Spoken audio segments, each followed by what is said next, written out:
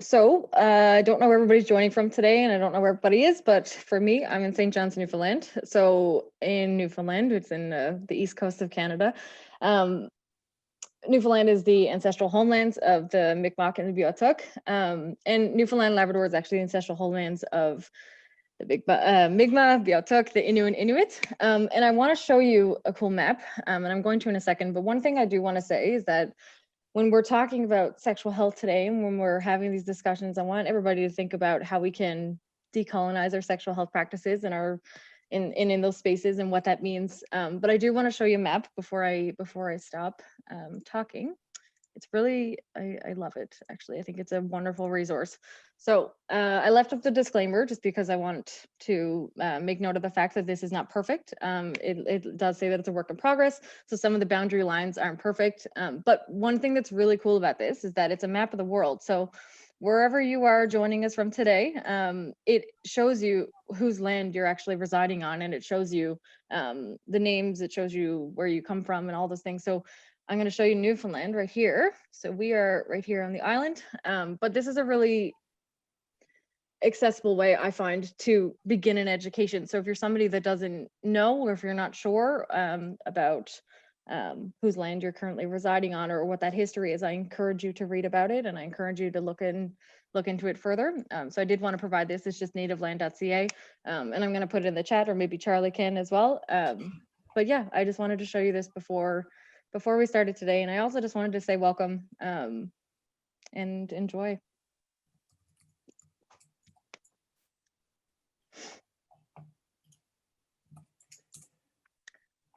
So I'm just going to talk a little bit about CBRC and quadrangle. So my name is Charles Murphy. I go by he, him, they, them pronouns, and I am the CBRC Newfoundland Labrador, particularly St. John's rep for their organization.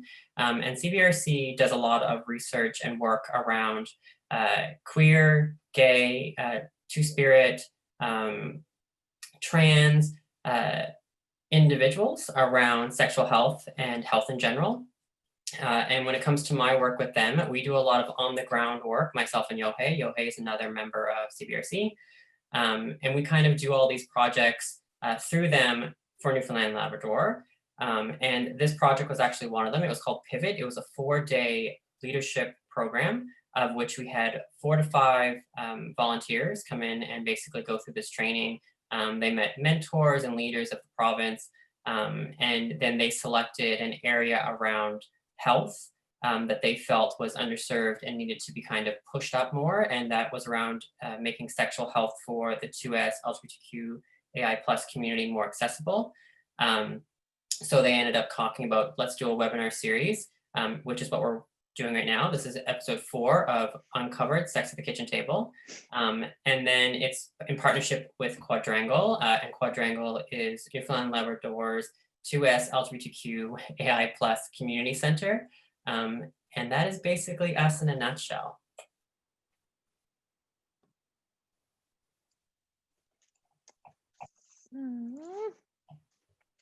Yeah, so I'm going to be moderating today, delivering the questions, having a casual chat with our lovely panelists. So I'm one of the volunteers, by the way, I should probably say that. So I was one of the volunteers for Pivot, and it was a wonderful experience. And this has been awesome to roll out and to be a part of. We were literally having the discussion right before, so I'm gonna talk about it a little bit. And that I really love the structure of the series, because we're not pushing a specific agenda. We're not coming with a specific framework for education in any way. But what this is it's a casual style discussion, right? Like it's listed right there. And we do have some sexual health care professionals on the panel today, but the purpose or the structure of this is that so we can have a low barrier discussion that doesn't have to be clinical always. It doesn't have to be it can just be friends around a kitchen table, which was the kind of the idea behind the title. So I want to say welcome to everybody. Before we get started, I do want to say something about privacy. So as Charlie mentioned, we are recording. So you will not be seen. For anybody who's in the audience today, nobody can see you. Your camera display is not on, but just know that if you do participate in the Q&A or in the chat, that your name will show up. So Charlie can confirm, but there likely is an option to pose a chat anonymously or pose a question anonymously, sorry, in the Q&A function. So if you want to do that, you can. And if you do want to learn more about privacy, you can visit zoom.us//privacy. You can also email Charlie or Yohei, which I'm sure they'll put their emails in the chat if you do have further questions. So just know that you can pose them anonymously if you feel that you need that safe space. Charlie did touch on this a little bit, but this is our mission mandate of the series. This is what we had in mind. So we wanted to create a relaxed, inclusive setting to talk about sex for the 2S LGBTQI+ community as we reveal systemic root issues around sexual health education. So what we mean by that is we want to have a discussion about what it means for the community, what are we talking about, what is important to us, but also systemically what is happening. So on a governmental level, on a policy level, what is actually happening. And that can be casual too. It can also be fun. So I encourage you to engage in all levels of the conversation today. And the goal of this, by the way, was to affect change around how we view and talk about sexual health as a society. So we wanted to just chat and hopefully encourage other people to have these open conversations because they're important. And we all know that we're all having them with our friends. So why not have them as a webinar?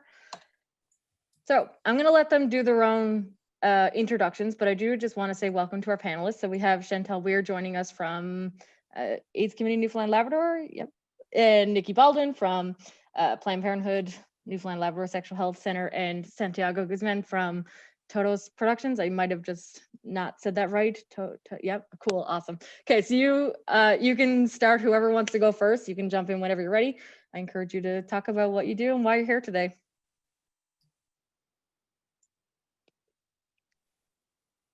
Who wants to go first? I'll go first. So yeah, thanks for the introduction. I'm Chantelle Weir. I'm a registered social worker with the AIDS Committee of Newfoundland and Labrador, and I'm the provincial coordinator of HIV and Hep C services. So I guess from a professional standpoint, a lot of my role is around, education and the promotion of safer sex, safer sexual activity. And then on a personal level, I'm also interested in the topic, and I agree, we don't have a lot of, I guess, public discussions about it. We have a lot of really formal education, and we have a lot of behind closed doors conversations with our friends and people that we're close to. But I think that having, webinars or just series like this where we can sit down and chat really is a great step forward to normalize those things. So I'm excited to be here.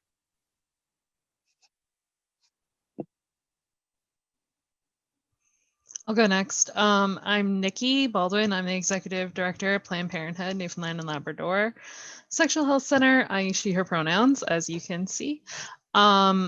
Professionally, obviously, Planned Parenthood is invested in the sexual health and education of our province. Personally, these are conversations that I have with my friends that we have at the center, and I would love to take that environment out into the world, the environment where people can come to you with all of their health problems, including their sexual health problems, and you can just have easy conversations about it. It doesn't have to be something done in whispers and secret in the dark. And as a queer woman, I think it's really important that this work starts with the 2S LGBTQIA community. They lead everywhere else. Why not here? Hello, everyone. My name is Santiago Guzmán. My pronouns are he and him. And remember when they say that they didn't have an expert on the table? Well, that is me. Just full disclosure. I am an artist. I am originally from Mexico City, but now I'm based here in St. John's, Newfoundland and Labrador. And I am very excited to be here and to be with Nikki and Chantelle to talk about sex. And I think that one of the reasons why I'm here is because I want to talk about it openly. I feel like we have these conversations, and especially, so why not have it here? I'm also here not to pretend that I know it all, because I do have questions. So I'll be taking notes, and there's no shame with that. And yeah, thank you very much for having me. Awesome. Yeah, welcome everybody. I'm super pumped. So I guess my first question, probably a pretty important one. Definitely want to unpack this a little bit. So I want to know from all three of your perspectives, what does safer sex or safe sex practices, what does that mean to you? What does it do for you in your professional setting, in your personal lives, or wherever? What does it mean?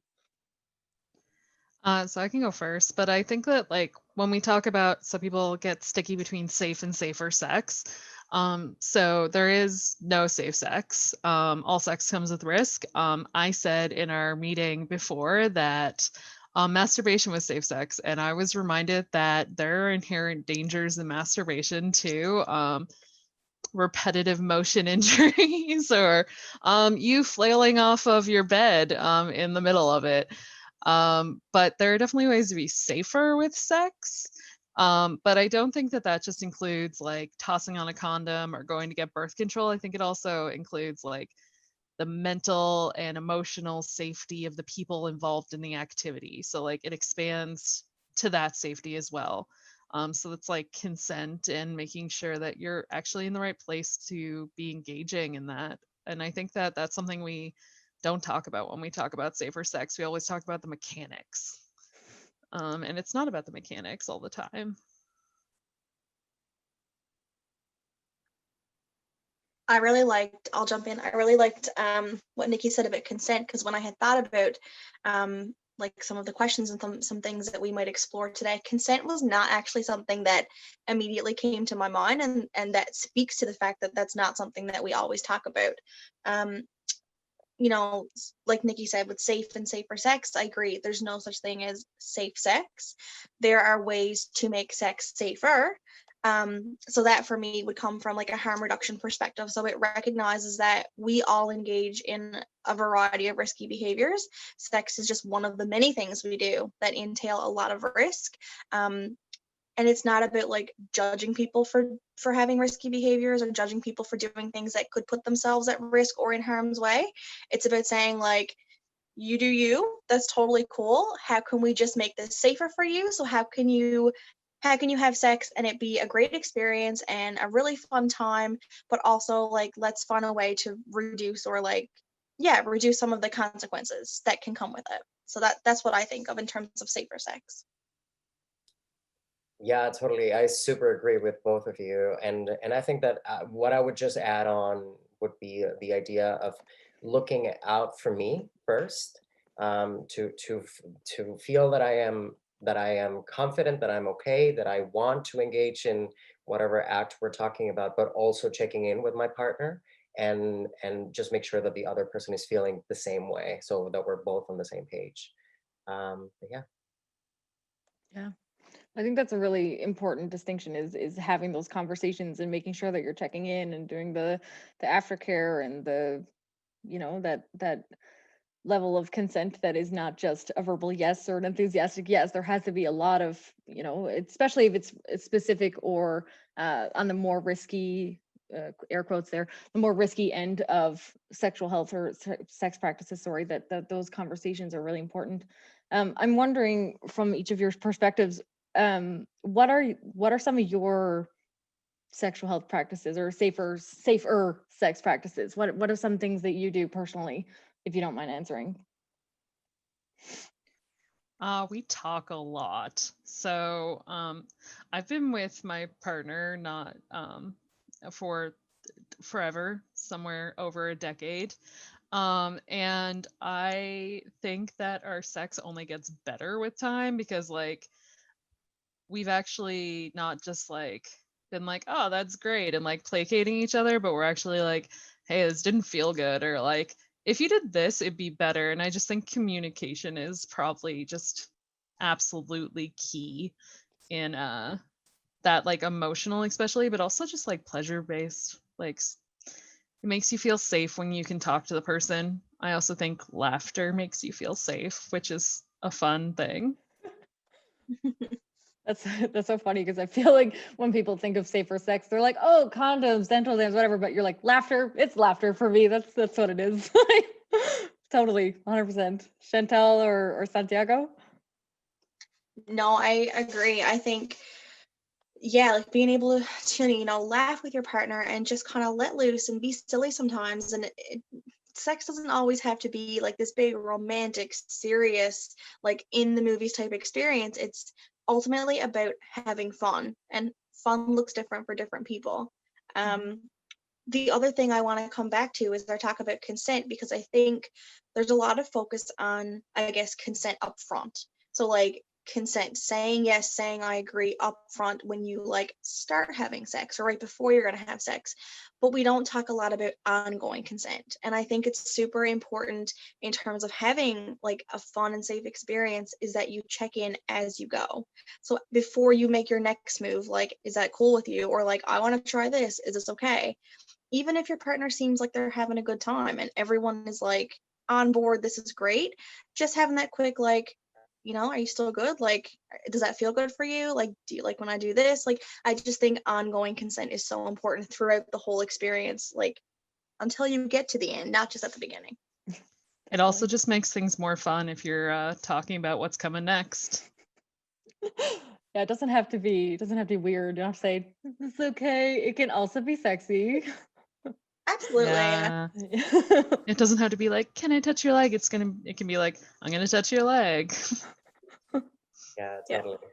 Yeah, I agree. I think it's part of having that conversation, and also, I mean, in this idea, and I think we will talk about it later on, but like when it comes to hooking up, it's just like also having the conversation before having sex, if that's what you're engaging, or if you don't want to engage in sex, that is also okay, and just be clear, what is it that you're going after. Yeah. And just like recognizing too that like people change their mind. Just because somebody said yes in the beginning and you're having a great time doesn't mean that didn't change partway through. Or just because somebody like visually appears to be having a good time doesn't always necessarily mean that they are. So yeah, like it's that ongoing conversation the whole way through, and just making sure that you're all on the same page the whole time.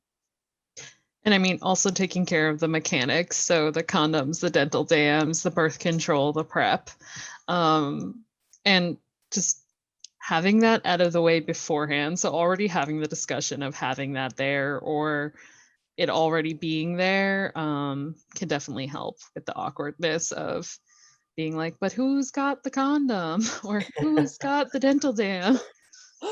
And no one has it. Nobody has dental dams ever. Okay, but everyone has flavored condoms. Nikki, I'm wondering, for anybody who doesn't know, do you mind explaining what PrEP or PEP is and what it does? Yeah, so PrEP is pre-exposure prophylactics, which is a very fancy word to say it is a daily pill that will help prevent HIV from getting HIV, not the whole world. Although I guess if enough of us are taking it, it's prescribed by doctors and it is covered by NLPDP through special authorization, even for people who aren't on the Newfoundland drug plan.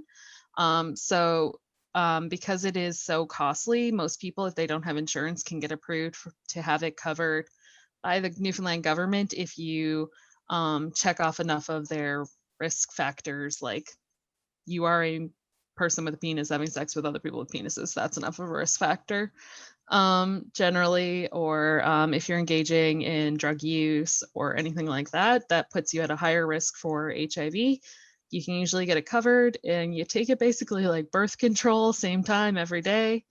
And it is wondrous.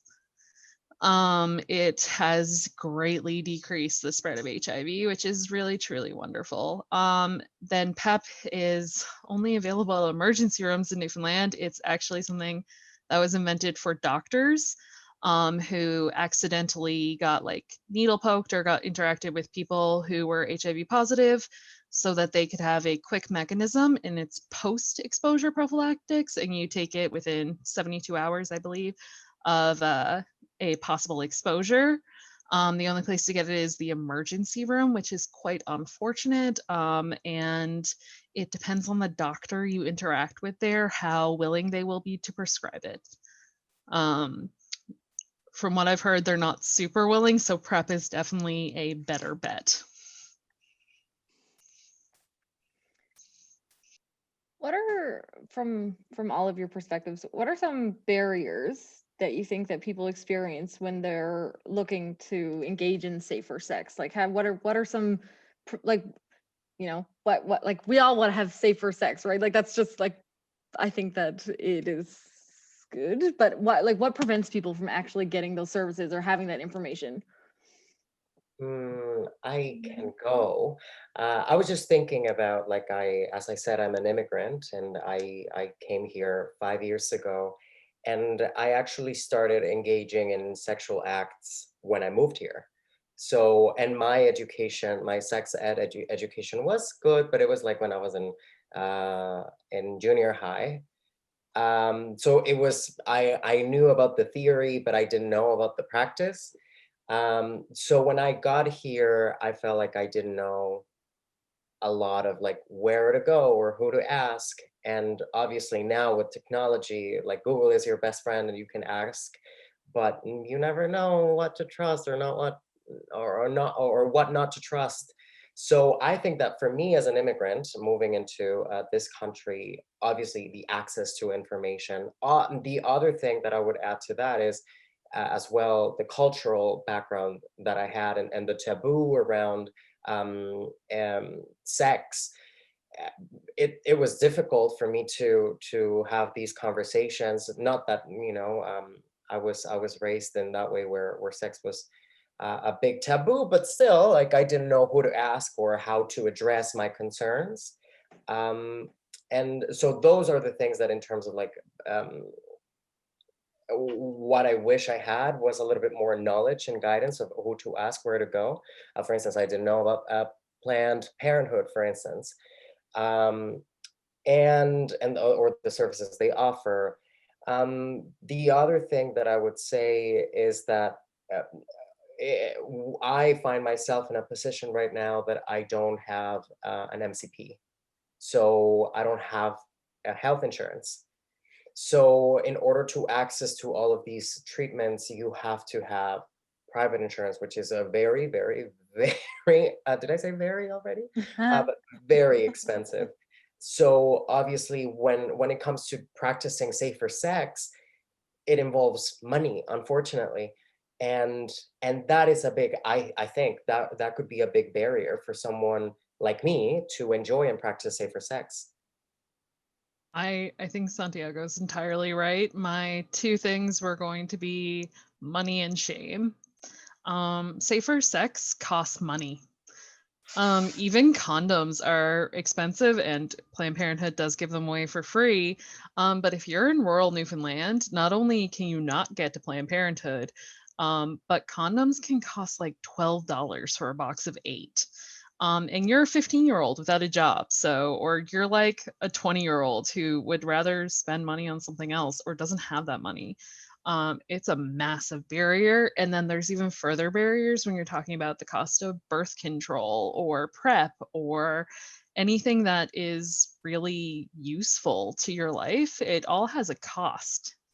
And again, some people don't even have health insurance here. It's an increasing problem we're seeing in Newfoundland.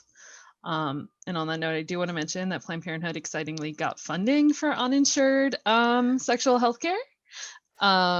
So we haven't done a big press about it, but we do have funding to help out those who are uninsured with STI testing and birth control and stuff, which is really exciting for us.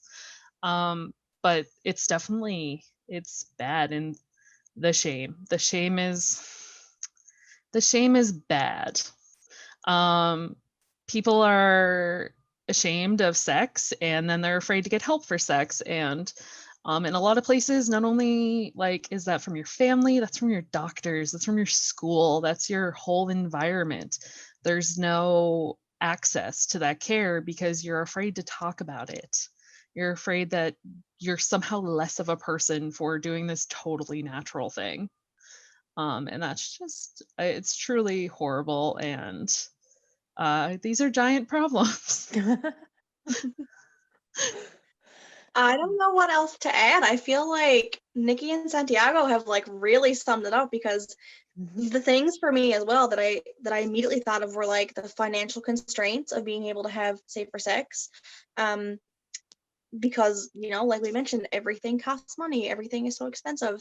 And then the shame and the stigma and the internalized stigma, you know, that comes from the society that we live in, and the thought that having sex and masturbating and just like our sexual health is wrong, and it's almost sinful to a degree. As someone who's from like a very, very, very small place in Newfoundland, you know, you don't have access to things like condoms, for example. If you did have access to them, you wouldn't go and buy them because the person who works in the store is probably your mother or your aunt or your mom's best friend or somebody who's going to tell your family that you were there. So that's a huge barrier.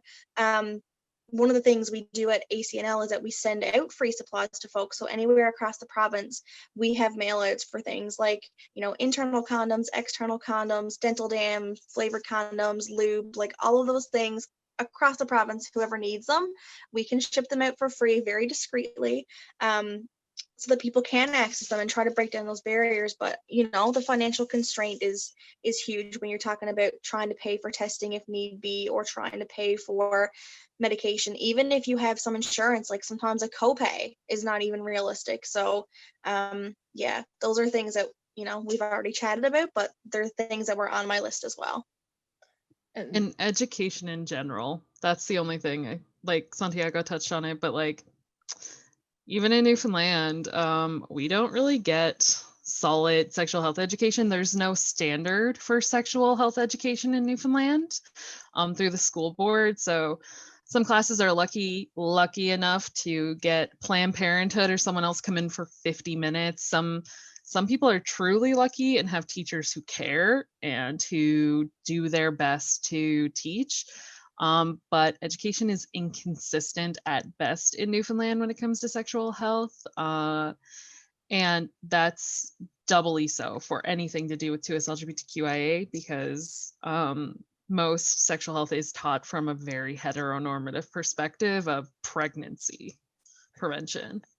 But also, I think a lot of the sexual health education in the province is open to interpretation of the actual person who's delivering it, right? Like there's a base level of information, but they're imposing their own moral assumptions and values and all those things, and then teaching the classroom with their own, you know, that is inserted into the curriculum, whether or not fear-based teaching. Exactly. But you know, there's so much room there for all of that individual interpretation, which means that there are masses of people who are not getting the education. Yeah. Huge barrier. We've heard it a million times that the teacher who teaches sex ed in most schools is the one who drew the short straw. And most of them just don't. Some teachers don't even bother. They're like, I don't want to teach you this. We're skipping this unit. I actually remember. Sorry, No, Chantelle, go ahead. No, you go. No, I was gonna say, I think, like, you know, like Nikki said, like there are some really good teachers who do some great work, but then there's also a pile of teachers who want to do that great work and are so afraid of like the policy in the school board and what that means for their job and what kind of backlash they're going to get if parents find out and have an issue with it. And like there's just so much fear that for people who want to help and who want to offer that education, there's so many barriers for them to even do so. Yeah, we've gotten pushback from school boards and teachers for teaching positive sexual health, for not teaching fear-based abstinence-only sexual health. Yeah. So I'm glad that this got brought up, and the reason why I'm popping back in is this is our halfway mark for our entire series of the first go, and the fact that this is now linking back in with our very first episode around sex ed is really kind of nice, because we've talked about this as a group of how you can't omit math. Like you can't not, everyone knows the same kind of math across Canada for the most part. There's certain core things that you have to know. And then when you look at sexual health, people are allowed to omit or just deny, in a sense, education. So why is it okay when you look at it to like, you have to learn long division, but I'm not allowed to know what safer sex is when that affects my health, my actual physical health? So I just wanted to bring up that it's very, very nice that we're having this like overlapping arch back to the very first series again, because it goes back to the root problem where sexual health is not seen as something that you need to know about. It's seen as almost like an afterthought when it comes to your healthcare. And when was the last time you did long division? I was just gonna say the same thing. Like, Never. not that it's not important, but like, when's the Is last that time you not actually what used it? calculators? I use Yeah, it all what- the time. I use a calculator. I wish there was a calculator for my sexual health. No, literally. I think this is okay. So I'm curious. So we've had the discussion now. We know some barriers. We know there's financial, education, individual barriers, like rural versus, access barriers, like all those things. So what can the decision makers, the people who are in the rooms doing the things and planning and deciding these things, what can they do? What can government or policymakers or educators or anybody who's listening, what can those people do to break down those barriers? Not make people's homeroom teachers also teach them sexual health. It's like learning sex ed from your mom.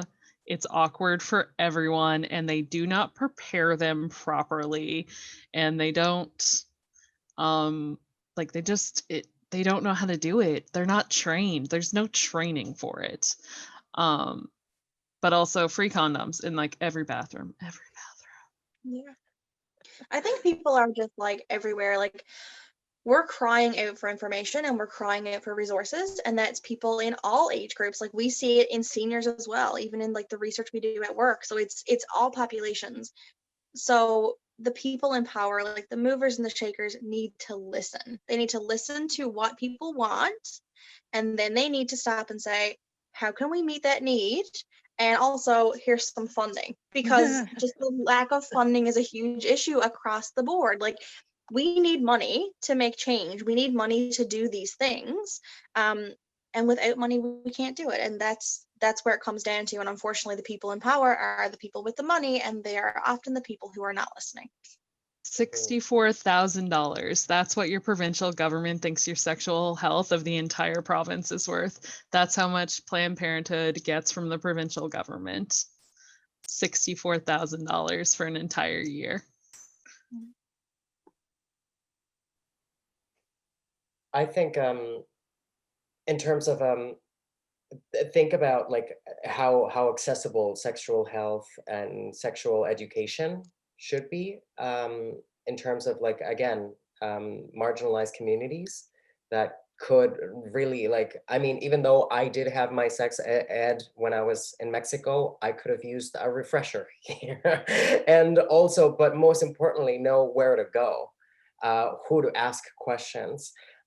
Yes, I saw a lot of like brochures and images in university, but that was it. Like there was no time allocated to talking about sex, especially as a newcomer. Like, how do you navigate sex in a new country? I think that to me was really important. And yeah, like I found out about Planned Parenthood after I graduated. So, like those resources were not available to me because I didn't know. And I didn't know who to ask.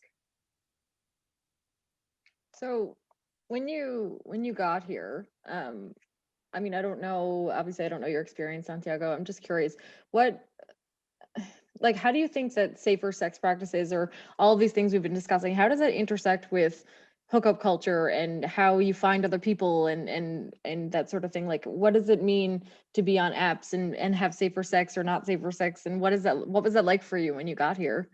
Right. Well, I'm glad that you're sitting down because there we go. No, well, I mean, it's interesting again, because as I said, my sexual life began when I moved here. That's when I started going on dates, and that's when I started having sex, and yada yada yada. So obviously, and funny enough, the time that I tried to engage in a like hooking up activity without my cell phone, spoiler alert, did not happen. Like, I had really bad luck. So I think that, well, yeah, nothing happened. I went to the bar without my phone, and it was just really sad. But anyway, so I think that to me, like that idea of like, okay, who are you interested in seeing? Like, who do you want to go to? I think that asking the question, if the information is not displayed, for instance, on Grindr, you can see like, when was the last time that you got tested, for instance. That is one thing, but also asking questions and also saying, because that's the other thing. I think that hookup apps, there are two reasons why you go into a hookup app, is because you want to hook up or because you want to find someone to go on a date, and not necessarily to hook up right away. So, and this goes back to the conversation that we were having in the beginning, where we were discussing communication and how important that is, in terms of like consent as well, to say, hey, listen, I am not interested in hooking up. I just literally, when I say I want to go for a coffee, that's all I want. That's it. Yeah, I don't know if I answered your question. No, it's perfect. I'm curious from Chantelle and Nikki's perspective, how do you find that dating or hookup apps and hookup culture, how does that overlap with safer sex to you, in your opinion? Not gonna lie, the number of people who end up at our center crying over a hookup app is pretty high. It's also, I mean, the more people you have sex with, the riskier it is, the higher your chances are of catching something, usually something like chlamydia, which is what I like to call the common cold of STIs, because everyone catches it eventually and it's fairly easy to get rid of. You just take some antibiotics and it's gone. But yeah, we find that it hasn't really increased the spread of STIs or anything like that. I'd say that definitely the most unsafe part of hookup apps is the emotional, mental part, and your like physical safety when you go to meet up with someone. It's a risk to your like actual safety. I sound really down on hookup apps. I think they're actually wonderful, especially in a tiny community like this, where it's actually kind of sometimes difficult to find other 2S LGBTQIA people who aren't already in your circle. We all know that within your own 2S LGBTQIA circle, you end up dating everyone. And hookup apps are great for that. I have heard that hookup apps have changed a little in the time of COVID to be more dating style and less hookup style. But I think that's probably more places with more active COVID. So I mean, Chantelle, I want to hear from you as well. So I'm curious, and I'm wondering if you can think about this in your response to Chantelle. How has COVID changed all of this? What has it done? What are you seeing from a service provider perspective on all of this? Yeah, people are chatting a little more before hooking up. Yeah, I think that like for sure COVID has brought on some changes where people are building more of like an emotional connection maybe before they get a chance to have that emotional connection. I don't know if that means people will be more successful in their relationship finding. Stay tuned to see what that looks like. But yeah, we've definitely seen it from that perspective, and I would echo what Nikki said in terms of how like those apps can be great, but they also can be a huge risk to your emotional safety. And for sure, we've seen a lot of stories where people's physical safety has been really at jeopardy.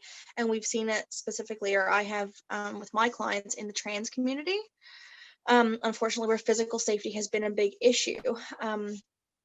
From a professional standpoint, I guess we have been able to use apps like Grindr, for example, as a means to conduct research. So we've been able to actually like put some funding toward the app and to be able to conduct surveys and to be able to reach like target populations that otherwise we wouldn't across the province. And it's also been a way through funding where we've been able to get education and stuff out to target populations. Cool. So from that standpoint, like the apps have been great. From a safety standpoint, there's certainly risks, but then that brings us back to our conversation around like safe versus safer. So how do we make using those apps as safe as possible? Oh, that is so interesting. I had never considered using them as a research tool and or like a knowledge dissemination no. hub. That is so interesting. I actually learned about that at a conference like a couple of years ago, that ads on Grindr are extraordinarily cheap. And it was a very exciting discovery, because you can just like, and by cheap, I Cool. mean, they're very expensive, but you can like, we've advertised like our different health programs and stuff through there, and it's really great. That is awesome. So, oh God, COVID has, I mean, like, I'm just thinking about it now. It's just flipping around in my noodle. It has totally changed the definition of what we consider safer sex now. Like, I know, Nikki, you alluded to the COVID numbers here. Why, like, because you said that maybe in a place that had more numbers. What did you mean by that? Like, I'm wondering if you could unpack what that means in terms of safer sex here on the island. Yeah, so because our COVID numbers are just, they're so low, and we obviously know the contact tracing of most of them. There isn't community spread in Newfoundland yet, as far as we know. So people are maybe not as cautious as they would be someplace larger with community spread, where you are significantly more at risk every time you interact with a person. Not that you aren't here. I don't want to de-stress the importance of COVID in Newfoundland. It's definitely here. It's definitely real. But I know people here are just, they're not being as cautious as you would be if you lived in Toronto, where it's quite the epidemic. I'm not sure. I'm sure you all saw BC's recommendations of how to have sex during COVID. They suggest you both facing the same direction. So they're highly encouraging doing it from behind, as well as glory holes, which was an interesting thing for the public health department to suggest. If you don't know what a glory hole is, it's literally a wall or a sheet with a hole in it, so that all that's interacting between you and the other person are holes, and the things that go in holes. Whatever those may be for you. So whether it's vagina, mouth, anus. And that was an interesting thing to see a public health organization suggest. It's definitely not something I would have thought would have ever happened, because generally engaging in sex with someone who you have no way of contact tracing is not something that the CDC wants you to do, because they want to be able to track down those communicable diseases that are transmitted by sex. But apparently, desperate times. Totally. I want to remind anybody who's watching, we've got about like 14 minutes left. So if you do have questions, feel free to pop them anytime in the chat or in the Q&A. I'm wondering, so all three of your perspectives, what can individuals do to be more proactive about sexual health or having safer sex? What is an individual? What can they do? We alluded to some like communication and those sorts of things. But... Well, I think like, for instance, in my case, what I'll do is that I will get more familiar with the organizations in the province that are already taking care of us. Like, for instance, I will go and search for Planned Parenthood on Google and do a little bit of research, but also talk to my friends about it and say, okay, we talk about the fun of sex, but let's also talk about safety. So, and inform people like me about the benefits and already the programming that these organizations are already working on. So that is like something that I can do and how I can help my community as well. Yeah, totally. I think a big thing, well, there's a lot of big things and there's a lot of pieces. And I'm a little cautious about saying, like, here's the things that individuals can do, because like we mentioned, there's so many barriers to it. Like, it's not as easy as just being like, well, you can do these things. But yeah, like Santiago said, like getting connected to services who can offer you education and information and resources, you know, having open communication and conversation with your friends or with your healthcare provider if you're able to, or a place like Planned Parenthood or ACNL if you have questions. Taking it upon yourself to use like safer sex resources. So if that's a condom or if that's the pill or whatever, like doing what you can yourself and not relying on your partner to do those things if you don't have control over that. I think those are big things.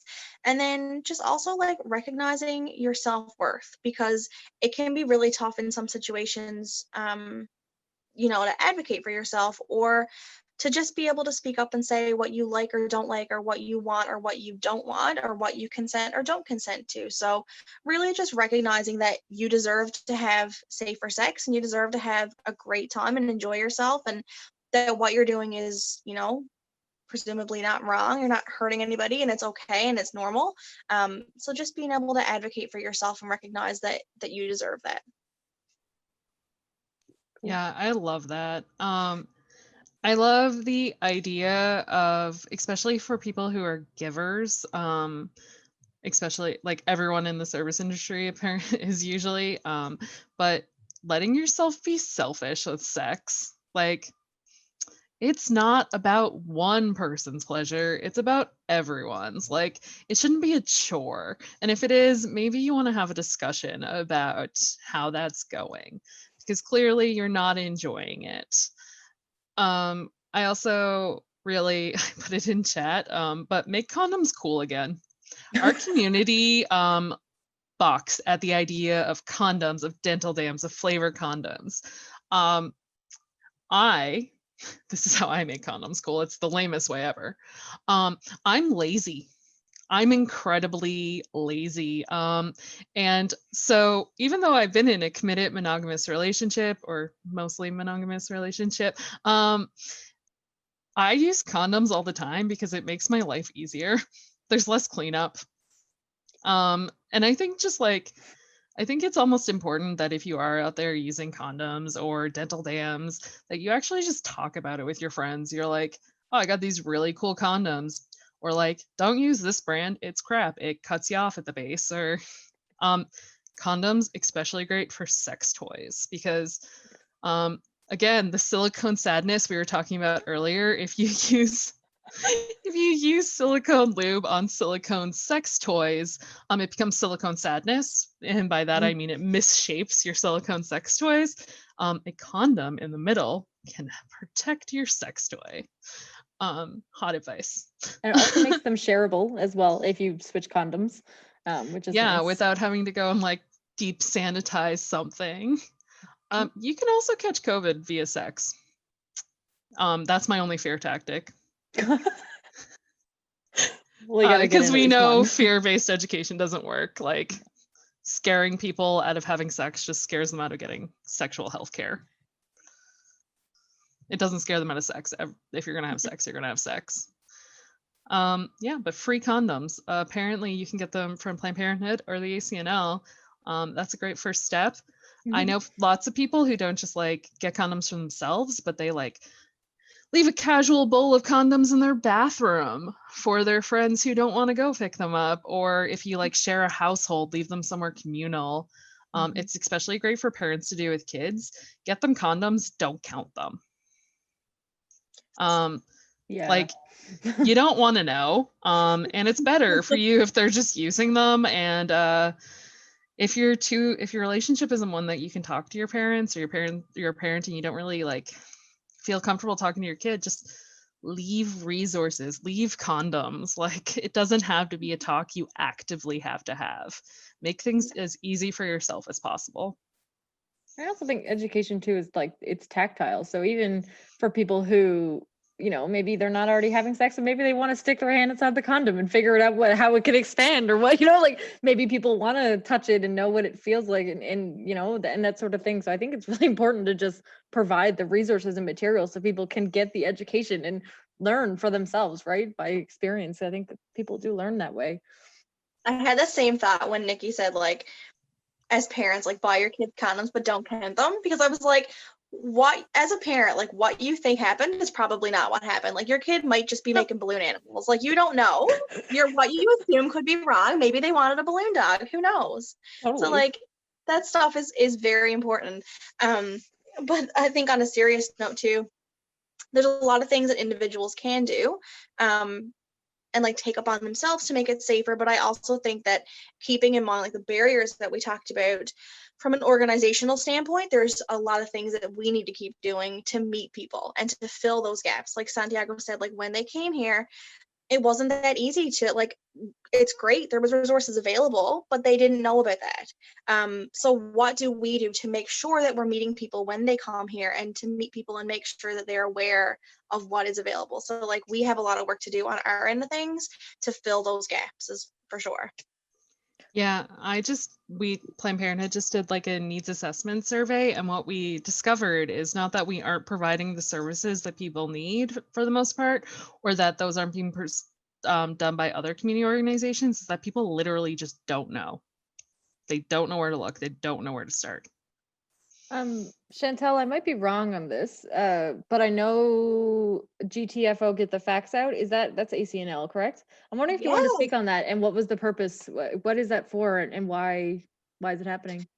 Sure. So I guess for context, so part of the work that we do at the AIDS committee is that we try to target some of our education and things towards youth. So initially we had a youth advisory council that met, and we held like in-person meetings, and that just wasn't what youth wanted, and we switched to an online platform.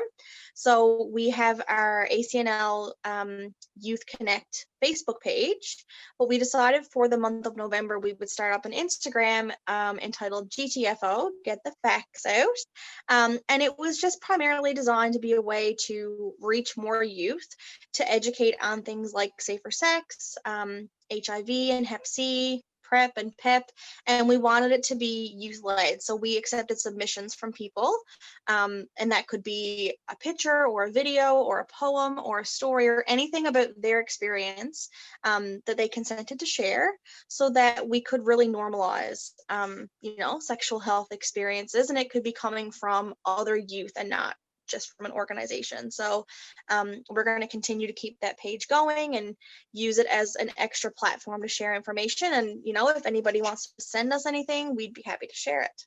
But yeah, that's us at ACNL, like Get the Facts Out page. Oh, I love it. I think it's really cool.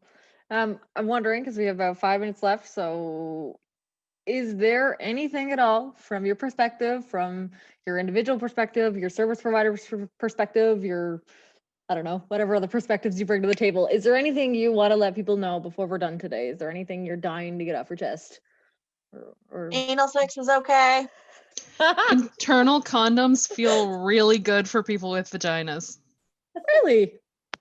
That outside ring hits real good. Oh, dang.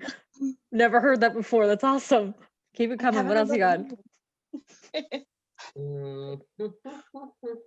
don't know. That is a great question. Lube. There's never enough lube.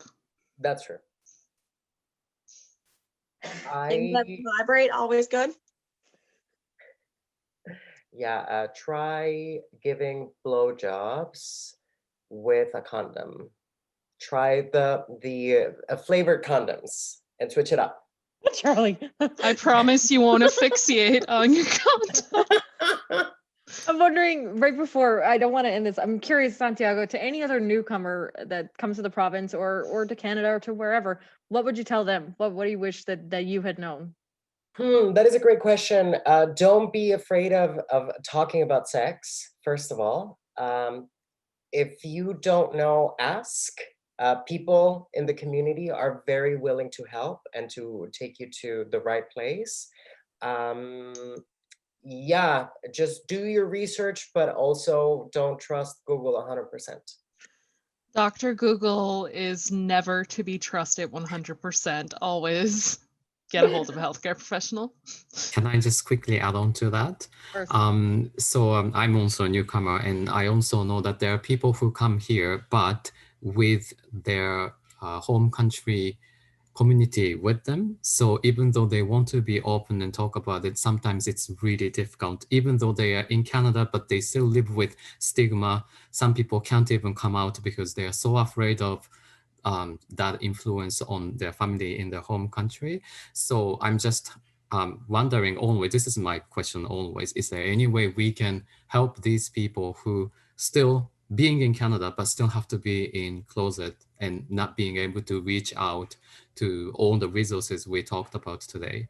But just like food for thought that maybe we can think about how some ways to reach out or offer help to those newcomers as well.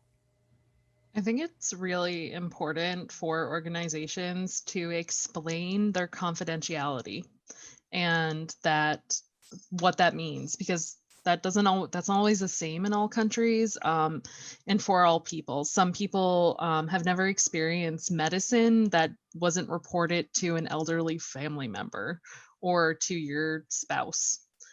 So I think that's one really important thing. And I think creating safe spaces that are closed off, so that sometimes a safe space needs to be a separated safe space, especially for the 2S LGBTQI community. Sometimes it's not sensible to let in allies, which is sometimes hard for allies to hear, but in order to keep people safe, sometimes you just need to have that secret space almost.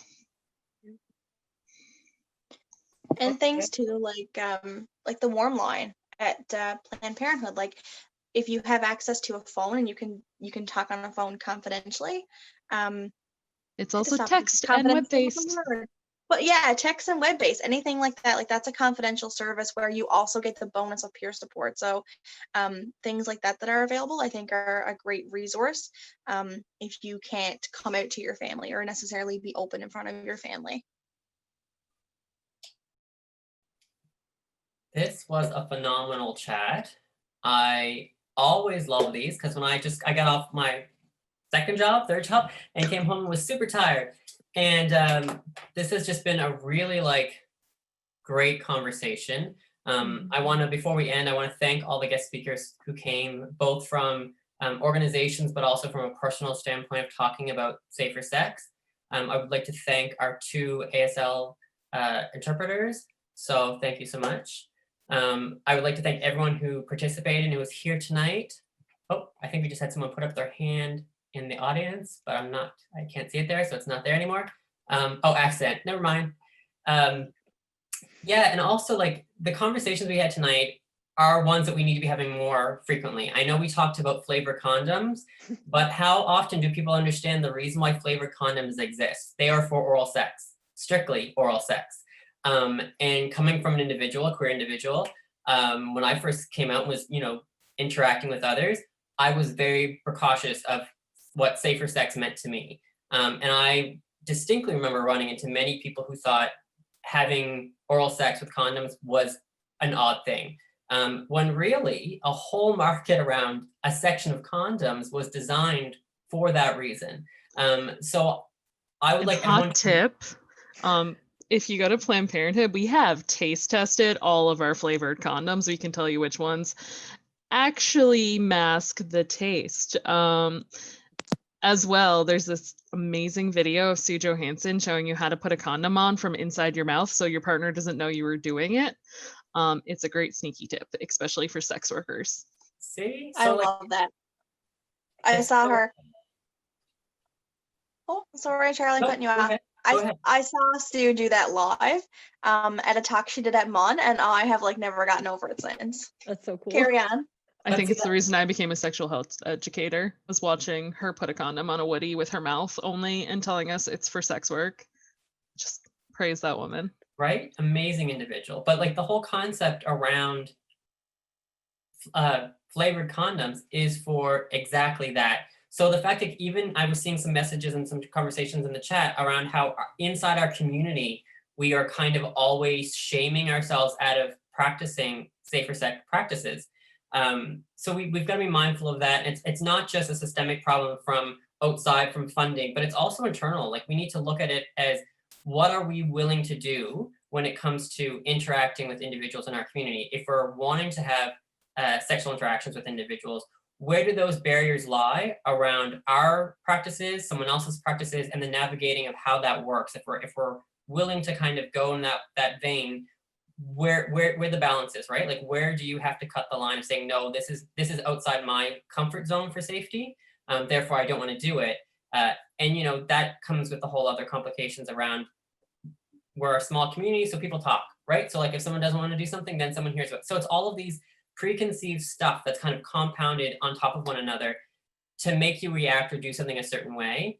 So I just want to leave everyone knowing, like, go with what makes you feel comfortable and what makes you feel safe. That is the main thing when I look at safer sex, is it is your decision what is safer for you. Yes, there are other things out there that add risk to that act. But if you personally do not feel safe, even if you're really into the person, that's the line that you have to either cross and realize you're going over your own personal safer sex practices, and realizing what that actually can be and what that can cause later on. But again, this was a great conversation. I definitely want us to talk about in the next series around newcomers, around safer sex and sex in general. So hopefully we'll have more people come back and talk about that. And Santiago, if you want to talk more about that kind of topic, we'd love to have you back. Also, say Nikki, yes, say yes. yeah, Nikki Okay, fine. and Chantelle and Santiago, I would love for us to continue this conversation offline as well and talk about how maybe we can develop some kind of program around newcomers and safer sex and the queer perspective of things, because I think that is something we're missing in the province that we could really team up on it and do some kind of initiative. So I would love for us to continue the conversation around that. I would say, I'm just going to jut in here really quick. YWCA St. John's has a new project. It's a 5-year project about fostering collaboration of services for 2S LGBTQIA newcomers. So this is literally the perfect place to put this energy. It's Kim Offspring who is spearheading that project, which is Kimberly at ywcastjohns.ca. So if you want to know more about queer newcomer services or 2S LGBTQIA newcomer services, Or if you're a newcomer and want to help out, because Yes. they're still looking for those. Yep. So just get in touch with Kim. Yeah, so good. Okay. Well, Yeah. thanks so much, everybody. So much fun. And I'm going to Thank you stop for having recording. us. This was fun. This was so much fun. I could do this every night. I think I do. Yeah, I think so. Yeah. Have a Must good be night, great, everybody.